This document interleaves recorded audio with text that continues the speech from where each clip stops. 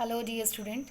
So this is a part 2 of lesson Deep Water class plus 2 Flamingo book. So first of all in part 1 what we have discussed, so let's have a recap first. In part 1 we covered like how writer William O. Douglas, how he just developed waterphobia. Two incidents were there. First incident when he was 4 years old and he visited with his father California beach and he was knocked down by huge wave, and then he realized the power of a wave. Got it? And second incident when he was 11 years old and he was interested to learn swimming. That's why he joined YMCA pool. And one day when he was sitting alone and he was waiting for other boys, and suddenly a boy, 18 years old boy, came and threw him in a pool. Even he didn't get time to think. And when he was just going down in the pool, he made a plan to come out. How he would come out? When he would be at the bottom, he would make a force to come out. He would make a force upward. Fine. And on the way, he was looking for the ropes, ladder, stair so that he could be come out. But unfortunately, his all efforts went in vain. 9 feet seemed as 90 feet. And when he just reached the bottom of the pool, he felt the tiles of the bottom of the pool. His feet used all the strength he had and he jumped up. But he was failed in his first attempt to come out of the water, and he was still in the water. He was still surrounded by the water only. He was looking for rope, ladder, water wing so that he could come out. He could just rescue himself. But everything, every effort, every trial was going in vain. Every effort was futile, and still he was in the water only. Suddenly he saw a ray of hope. His eyes and nose was almost out of it. But this time again his effort, his trial was in vain. Again he started going downward into the pool. And for the third time he tried to breathe but gulped water instead, because he didn't have much practice how to exhale and inhale in the water. And that light, as he saw a ray of hope that went out, and he drowned again. Then he stopped making efforts to save himself. This time William relaxed, his legs became lifeless and brain experienced a blackout. Blackout means nothing was going in his mind, nothing. The fear kept on haunting him, that fear was also vanished somewhere. He didn't panic. He became quiet and experienced peace only. He was not afraid of drowning anymore. He felt sleepy, was tired to jump up, felt nice to be carried in his mother's arm as he felt sleepy. Means he accepted his death. He was waiting for his approaching death only. But when he came back into his senses, he was lying on his stomach beside the pool and was vomiting. He heard someone scolding the boy who had pushed him into the pool. Means he was listening all the things, but he was not able to react anything. Why? He was not in that condition. The voice said that William had almost died, and the boy replied that he was not fooling with him. The voice asked the boy to carry William to the locker room. Means he was listening all the conversation between the among the people, and then he was carried to the locker room. After many hours, William walked home. He felt weak and shivered. He kept on crying as he lay on the bed. He was unable to eat food. The fear kept on haunting him for many days. And the incident made him physically upset. The slightest work made him feel that his knees were unable to bear his weight. He would feel like vomiting. William didn't go to swimming pool as he feared the water. He remained away from water. And this is naturally. If we will see a child who gets electric shock, he will never just show the courage.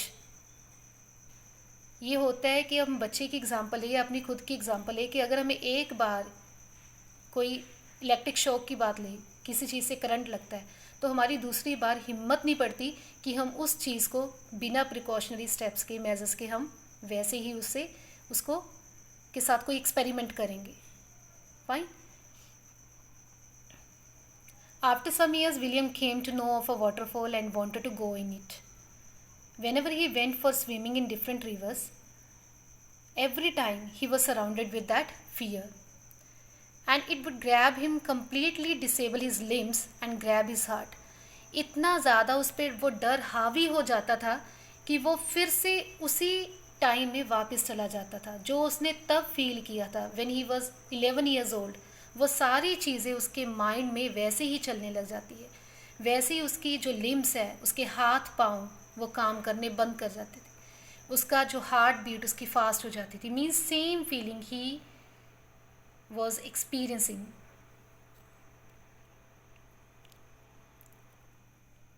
The fear of water remained with William as he grew up. On the boating trips to different lakes, he fished different varieties of fish. His fishing trips were destroyed as he didn't enjoy boating and swimming due to the water fear. As obvious, he had a water phobia, and whenever he was going with his friend on any kind of like a boating or swimming trip, but he was unable to enjoy that trip due to his water phobia only, and that was obvious. William tried to ward off the fear. Means he tried a lot, he tried his level best to eliminate that fear, to vanish that fear, but was unable to get rid of it. And finally in the month of October, because when he made up his mind anyhow he has to come out of this fear, then he hired an instructor to teach him swimming, and he would practice for an hour each day, 5 days a week. William describes the learning process. The instructor put a belt around William's waist. The belt was attached to a thick rope. The rope went through an overhead pulley and was held by the instructor. It ensured that in case William drowned, the instructor would pull him out. Means with the full, like a safety measure, he was learning swimming. William swam across the length of the pool for several weeks. Whenever the instructor loosened the rope, he went down into the water and fear would return. It would immobilize his legs. Immobilize means he was not able to move his limbs. It was after 3 months of practice that William got comfortable. Then the instructor taught him to breathe in the water. Now the training was how to exhale and inhale in the water, because when at the time of second incident he was not able, he didn't have that technique actually. That's why whenever he was trying to breathe, he was gulping the water only. And now the instructor was giving the training how to exhale and inhale in the water. He taught him to put his face under the water, exhale his breath. He was taught to raise his nose out of the water and inhale. William practiced several times, and gradually he got rid of the panic that would grab him when he put his head under the water. In the third phase of the learning process, the instructor taught him to kick the water surface with his legs. He did for many weeks. Initially his legs didn't move, but gradually they relaxed, and finally he could order them to kick in the desired way. Finally, the instructor made a swimmer out of William in phases. When William had perfected each phase, he compiled them. In the month of April, the instructor told William that now he could swim. He asked him to dive into the pool and swim the length of the pool in a particular style called the crawl stroke. William had not overcome the fear yet and wondered if the terror would grab him when he would be alone in the water. He tried to swim alone in the pool. The terror returned in small phases, but now as he knew how to swim, he was equipped with all the techniques. He faced every time the terror with confidence. He swam another length of pool. William still had some doubts about the fear, so he hurried towards the western direction. He went up the Titan, reached Conrad Meadows walked up the Conrad Creek trail to meet Glacier. He camped at the meadow by the warm lake. The next morning he wore the swimming costume and dived into the lake. He swam across it to the other end and returned just like the famous American dog Corpon used to do. William shouted with joy as he had overcome his fear. His voice resounded as a mountain peak named Gilbert Peak reverberated it. He had overcome the fear. The experience had a great importance in William's life. He realized that death was peaceful and only the fear of death was fearful. He recollects the words of one of the President of America, Roosevelt. He had said that all we have to fear is fear itself. You know what does it mean? All we have to fear is fear itself means डर के बारे में सोचना ही actually ज़्यादा डरावना है. Means जब भी हम दिमाग में हमारी ये सोच बनती है कि बहुत ज़्यादा डरावना है, ये बहुत ज़्यादा ख़तरनाक है, नेगेटिव थॉट्स आती है, तो वही ज़्यादा फियरफुल है. एक्चुअली में वही ज़्यादा टेरिबल है.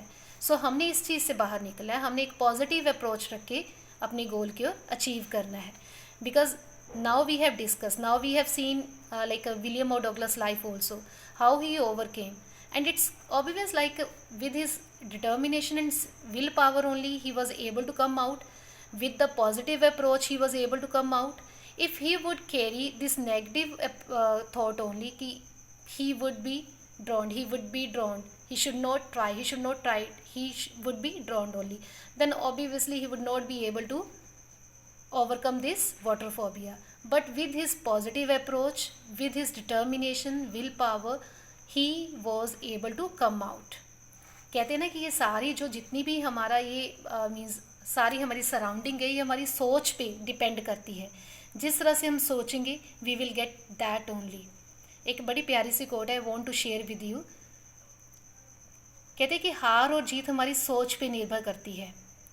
मान ले तो हार होगी, ठान ले तो जीत. It's very simple. So this is only about this lesson, deep water. Hope you all have understood it. Thank you. Have a courageous day ahead.